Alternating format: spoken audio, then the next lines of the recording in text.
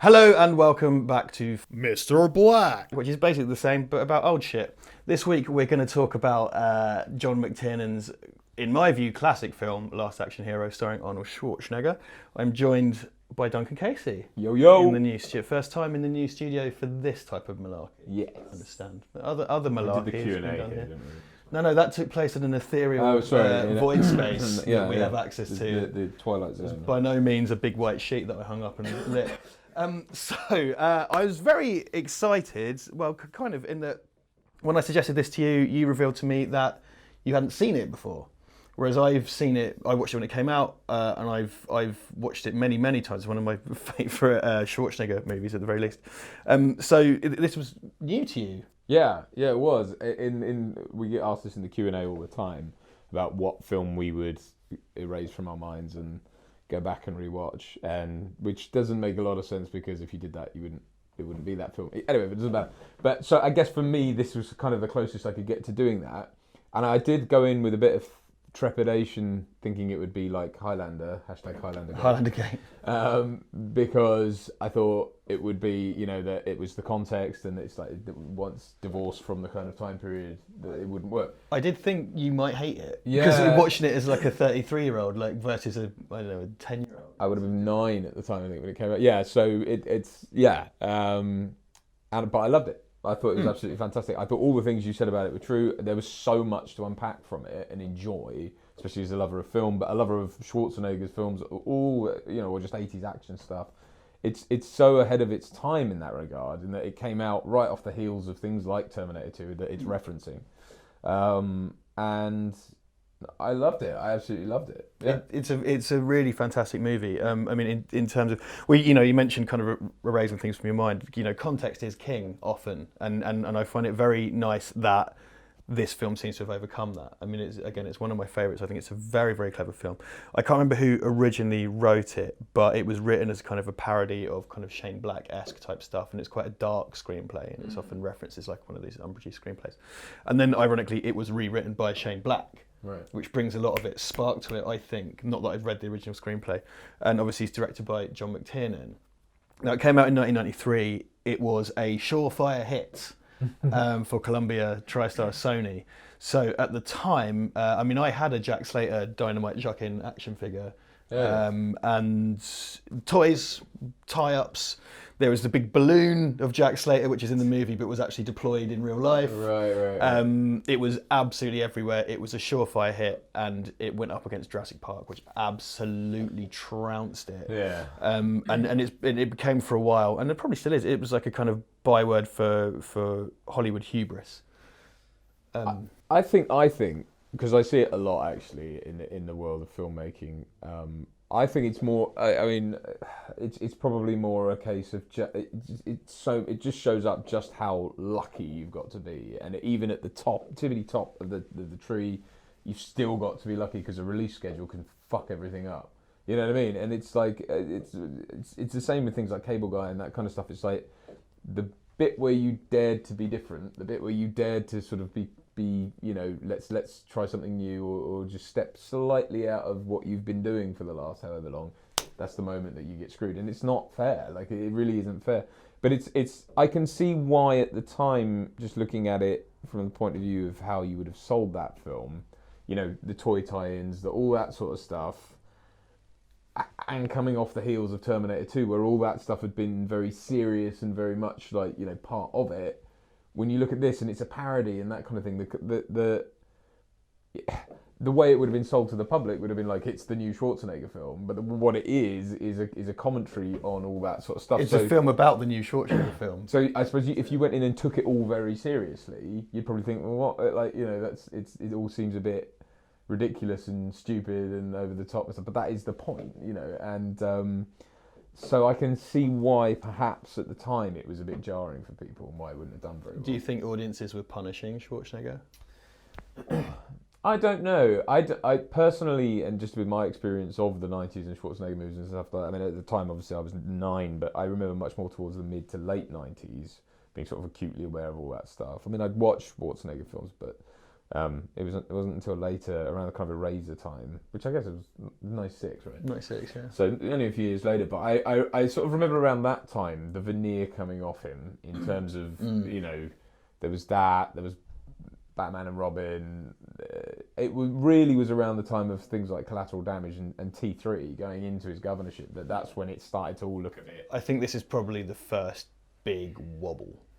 Yeah. Big wobble. It's not really where Big the wave... wobble. Big wobble. Hey, little China. Is that like about a big Big fat wobble bloke? in Little China. That's Jonathan Ross's review of Big trouble. Yeah. I mean, it's not the crest of the wave, so I think you still have True Lies to come, unless I'm mistaken. Is that 94? I think that's the year after, Yeah. And that's, big, well-respected smash hit and Yeah. all the rest of it. Yeah. So, it's not the end of things, but it's definitely where things started to wobble. And I kind of feel, the Jurassic Park factor cannot be underestimated. No. It's one of these things where you put two things against each other, and this was supposedly this big juggernaut. Titanic had the same sort of wrecking ball effect of 97, Yeah, just kind of cleaves right through all Batman all in other releases. 89 did the same Yeah, thing. well, E.T. annihilated The Thing famously, but they're two very, very different films for different audiences. Yeah. So there's a question as to tonally, it's quite here and there, and it's got kind of a kid as an audience surrogate, but it is quite mature. Yeah. It's quite bloody in places. It's quite grim.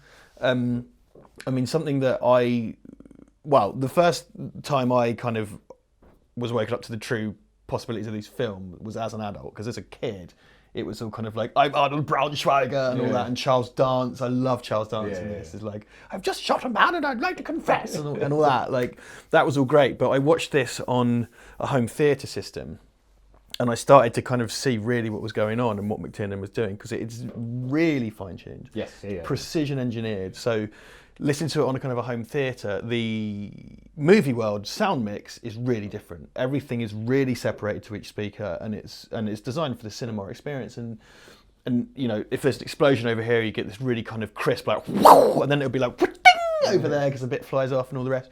But when you come into the real world, it's all kind of mixed to the centre, and it's kind of bubbling, and it's kind of rain on pavement and people begging and coins and radios and televisions and stuff like that, and it's two different kind of sonic scapes.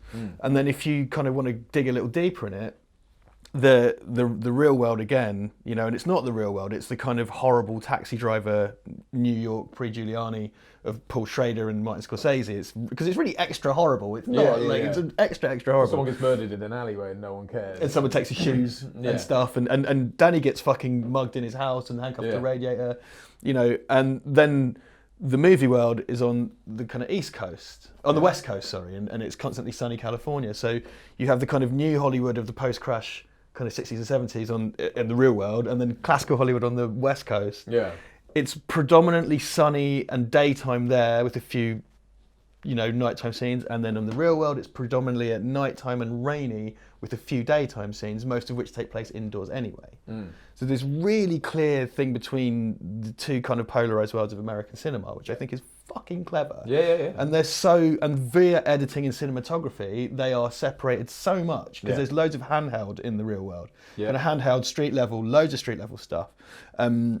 Loads of kind of grimy extras and that. And then in the movie world, it's all kind of green screen explosions and big comedy bits of dynamite, a cartoon cat, Sharon Stone, the T-1000. Yeah, well, and even the bad guy wears like a yellow Mac and stuff like that. Which so it's got the "Don't Look Now" kind of vibe to it. And it's so I even noticed we were talking about the sound design. I mean, Arnold's voice even has more of it's got more reverb on it. Which she mentioned that. Which sounds like a theatre. When you're in the cinema, it's kind of got that.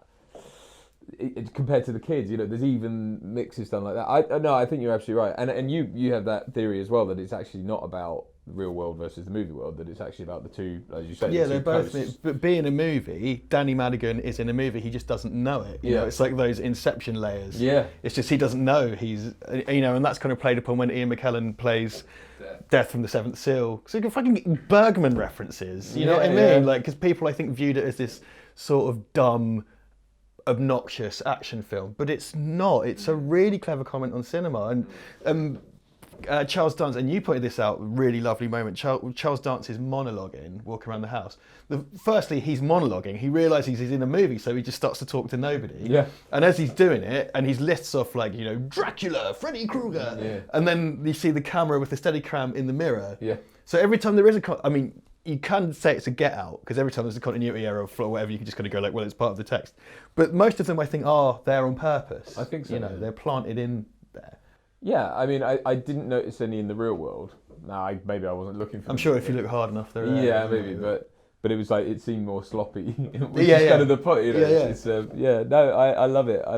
Even just little things like the fact that he gets out the tar pit and it takes him, he's just literally got a few, like, there's like a... He towels off, and it all just comes off, and then she turns up with more clothes for him and stuff like that. It's brilliant. It's yeah, and like, like you were saying, all those cameos, things like the T-1000 and all that stuff, nothing's lingered on long enough for you to be able to think about it. Because if you really thought about it, it's like, well, there's editing, there must be other cameras in this, there must be people walking around with cameras all the time filming it. You're on a back lot. How would this ever be? How would you ever see this as the real world? Because the fourth wall, like as soon as you turn around and look at the fourth wall, there's like a whole crew, and like if you've ever been on a movie set, that's what that. So it's like, but it's smart enough to know that, and smart enough to know if we just sat here and thought about it for too long. So it has to be a heightened, crazy world where everything explodes and everything's because it has to be completely 200% ridiculous, or it falls to pieces. Well, there's that moment when he sat with the chief, who I love. And he's from like, Batteries Not Included and a bunch of other stuff, isn't he? Yeah, and he usually plays that guy. And they're yelling, and no one's believing him when he's telling them that. It's like, how could you know that? How could you know? Blah blah blah. And then it's like, how did you get in the car? And he's just like, he's coming up with all these stories, and he's just like, oh, I fell off an overpass into the car where you drove underneath, and that's really believable to them. And it's just like, I love things like that. That whole chase as well, where he just stops steering the car and just starts shooting the gun out the back. And they do the thing as well. The guns are repeatedly shown to have infinite ammunition, except for when it's crucial. And then in the real world, they even reference like, oh, you thought I just left one chamber empty and stuff. It's because he understands. If you let that kind of super genius out of that world, then he understands the rules. Constrained by the rules, because obviously F. Murray Abraham's character gets caught doing the monologuing thing, and it's like in that scene, it's farcical, and it's the constant like just exchange of like who's got the upper hand thing, and it goes one step too far. Whereas in a movie, it would probably go once. It goes like 4 times back and forth between who's got the gun and So it's really. It even does the kind of Danny knows who F. Murray Abraham is because he's seen him in Amadeus. Right. He's like Salieri, isn't he, in Amadeus? I'm not sure. So. He's like, he tried to kill Mozart. Yeah. So he's like, it's always like, there's no way he can be a good guy because I've seen him in such and such movie. Yeah. There's no way your cousin's going to live because I haven't seen him in any of the other prequels. You're not going to see your wife because she wasn't in the credits. Like, she's not home or whatever. Right. So it's kind of like, and that in itself is kind of a Die Hard with a Vengeance type affair, isn't it? Here's the thing, it explains to me something that I thought it looked like there was a lot of significance to it, but I didn't get it. When he goes to his apartment and it's the freeway outside the thing, and I was like, I'm finding this funny, and like there's supposed to be a point to all this, but it was never, like I was looking for maybe like the same cars going round and round, like they were making a point like it's... I never thought of that, because they do the kind of slightly dour kitchen sinky thing when he goes to his own house, don't they? Yeah. And that's kind of it. Yeah. No, I know what you mean. Because when they go, when they go to his daughter's house and she's got all like the fake money and stuff, and it's all in a neighborhood, and they do the ET gag. Yeah. But his is all kind of, I suppose it's designed to show the tragic side of that character. Yeah. Because he's shown to be constantly winning and stuff. So when he goes to his own place, it's grey and it's by a freeway. Do you think he's designed to look a bit like Duke Nukem? Well, I suppose Duke Nukem's designed to It wasn't really, Duke Nukem wasn't really in that shape yet. Right. Duke Nukem 3D hadn't happened yet. So Duke Nukem in the previous games was kind of generic tank top guy. Okay. So not exactly. Okay. But he's got that kind of, it's quite funny, isn't it? Because he's designed to look like a generic action hero, but he looks quite unlike anyone you've really seen, because he's got the cowboy boots and the brown jacket. Yeah. So it immediately looks like an action hero, but it doesn't look like any particular one, which I think is quite a good bit of design. Yeah. Because it separates him from, You know, because you can't have him look too much like Terminator. You can't have him too much like Dutch Schaefer. You can't have him too much like John Matrix. He's just kind of, and he's a cop as well. He's really unlikely, which is the joke, but a really unlikely cop because it plays on the whole ridiculous unlikelihood of Schwarzenegger is the biggest star in the world. Because the fact that happened, we just accept because it happened. Yeah. But at the time, it was like, you know, you can't even pronounce this guy's name. You can't speak a word of English. Well, at least that was the wisdom as of Hercules in New York. Yeah. So, I mean, a big part of it is that. And he even talks about himself, you know, his real work, like actual Arnold Schwarzenegger in the film is just this sort of corporate shill. You know, his wife's telling him stop selling Planet Hollywood, you know. She's like, don't talk about the restaurant. Yeah, it's so tacky. And then because someone says Hollywood, it's like, Hollywood is a good point actually because, and he starts talking about we've got excellence. Like, what? It was good. Like, it's so funny. It's so well done. No, I loved it. Even I didn't even realize, like Tom Noonan obviously like is in it and referenced in it as well. Oh yeah, of course, because he obviously is the axe murderer guy who's the Ripper. The Ripper, and yeah. The real Tom Noonan. The real Ripper. Krista Commons, his agent, which I thought was really nice. It's interesting how death is represented because obviously then you literally get death. In black and white, and it's like he's the actual death, is he, or is he the death of that world? Well, because and he's the the death of a the fiction, other? he seems to have death's powers. Yeah, which speaks to your idea that it's still a movie world because death can actually affect people, and if he's fictional, he can kill fictional people. You know what I mean? It's interesting, like because it's no one else is really shown to have an effect on the quote unquote real world. Well, he seems to have like metaphysical powers, but then you could extract Superman and Freddy and whatever if you wanted to, which I think is really, really nice. It's the depiction of, since you mentioned the depiction of death in this film. Life is cheap in both worlds in completely different ways. Like Arnold Schwarzenegger can't die. Yeah, it's a flesh wound. He's and that's all owing to the popularity of the series, right? Right. And Danny mentions that. But like Schwarzenegger and anyone good can't die. Yet it's the thing of comedically dispatching bad guys, so like the ice cream cone in the head, and all that shit, and the big fart bomb and whatever. Whereas in the real world, you know, Charles Dance shoots someone, you know, and the guy gets mugged and some people steal his shoes and all that stuff. So life is kind of cheap in a more real way, and you know, the good guys can die. So it's got this kind of thing where it flips on its ear, and that's where it's quite dark. I mean, you know, and that the whole thing is that his kid died in Jack Slater 3. Yeah, and that's kind of dark in its kind of cheap way. Yeah, you know. But it has that moment where he confesses to the fact that like he just pretends that his ex-wife. He pays someone to phone him at work so they think his ex-wife's still interested. He's like, you know, she's happily married, and he's like, this is all I have. He doesn't have a life outside of work, kind of thing. And it's like seeing behind that peek behind the curtain aspect of that world. It shows it to be hollow. In that world, he is tragic. Yeah, and it shows it to be hollow, you know. And it's like when he says like basically his life is just based on his ratings. He's like as soon as the gross goes down or whatever. When the grosses go down. Yeah. That's it. That's when you die, you know. And it's like. It's analogous, obviously, of careers and people and what they're worth in both worlds. You know? Well, and also that, you know, if you take the step that these characters are real, and it's done in the film, you know, it's like all of my pain and all of my tragedy. I lost my son. I'm divorced. I live this kind of empty life in a shit flat. Is for your entertainment. Everything that happened was done for your entertainment, you create, and that's part of the tragedy of the character. Because Jack Slater is, and it's the kind of thing of when you see someone who appears to have it all, but you know clearly they're quite tragic underneath it all. So when you meet Schwarzenegger, he's just kind of like, you've brought me nothing but pain. Yeah. You know, which I think is really nice. And again, it goes to quite dark places despite everything. I mean, I really think it's horribly underrated. I think it's this really wonderful little gem of a film that people kind of think is stupid and think is vacuous, but it's not. It's so clever, but and I think it, you know, it's one of these things. It's analogous to the idea that if there's this tension in putting real products in films, because if you put fake products in, it pulls you out of the fiction of the film. But if you put real products in, you're kind of shilling to whichever company and you're giving them free promotion. So how do you square that? I don't think this would work with Barnold Schwarzenegger.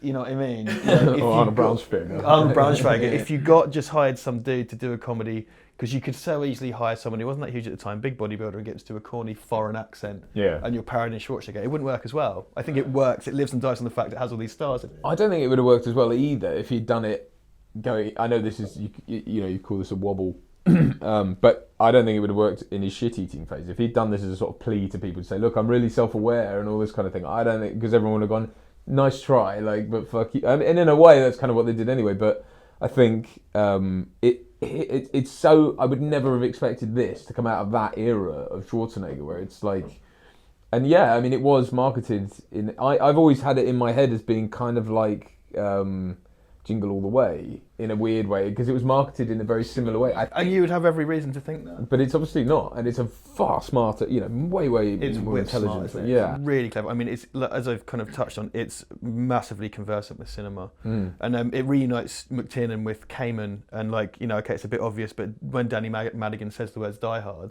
yeah, Kamen's cue from Die Hard comes into the mix. yeah. That's what I'm talking about. It's this kind of layer cake of lovely stuff. It's so clever. It's perfectly timed. And it's got one of the best comedy car crashes in it.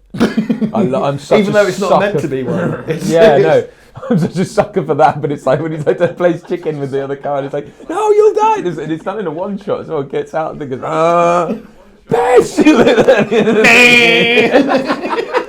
That is always the comedy gold as well. Because it's a real like sort of, yeah, like Our survey said, yeah. Well, it does the long, and because it's that long take, it does the long take. And then when he finally kills Charles Dance, it's in a really movie-ish way. It's the old electrocute the floor thing, which is all a... Well, that's the Ripper, that's not Charles Dance. Oh, how'd they get rid of Charles Dance? Did they just drop him off the building, is that it? How did they get rid of Charles Dance? I can't remember now. Are you sure he's not electrocuted when... No, that's the Ripper. That's definitely the Okay. Ripper. Yeah. Bollocks. Charles Dance. Yeah. Okay, well, either way, that scene features kind of crazy rotoscoping and shit like that. Yeah. It's all hyperbolic. Yeah. Yeah, I mean, don't know what else to say, really. Oh, he shoots him with his own gun, doesn't he? What, the big Mega Magnum? Yeah. Because Danny has it at one point. Yeah. Okay. Yeah. We have watched it, I promise. Yeah. I watched it last I watched night. it last week. That's, I have nothing more to add. I just wanted to evangelise about this movie. I think it's a really underrated film. I think it's a really clever film, and I think it should be studied more and more closely. I would put it in, I think, two of the greatest kind of arch satires of cinema of the 1990s are this and Gremlins 2. Right, that's another film I need to revisit because I watched it a lot as a kid, Yeah. but haven't watched it as an adult. It's legitimately wonderful, and I think we might do an episode on it actually. Okay. Because I know Tim came in and did the commentary. Yes, Brad's a huge fan as well. Brad's a fan as well, being a Dante fan. So I would like to do an episode on that probably because it's fucking amazing. I think this and that are the two great kind of Hollywood satires of the early 90s at least. I mean, there are way more highbrow ones, but whatever.